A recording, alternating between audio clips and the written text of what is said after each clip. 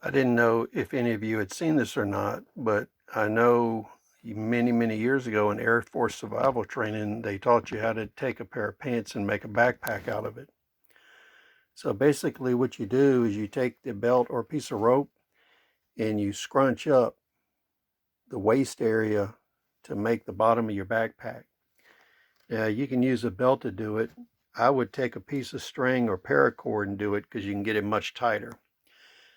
Then what you do is you're looking at the back end of the backpack. So what you would do is this part would go over your shoulder. This would come down your front to your waist, and then you would tie it to one of the belt loops on the back. So when you were wearing your backpack, this is how it would look on you. So if I was looking at you, this is how your backpack would look. These would be your shoulder harnesses.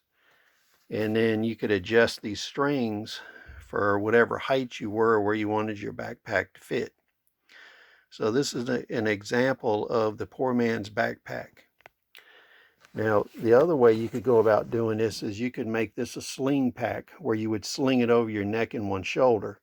So instead of tying your loops like this, you would just tie your two legs together like this, and this would go over your shoulder, and you would look like a Civil War soldier.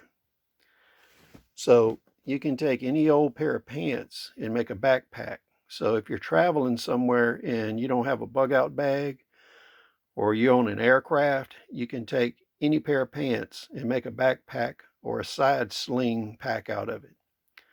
Please comment, rate, subscribe. We'll see you on the next video.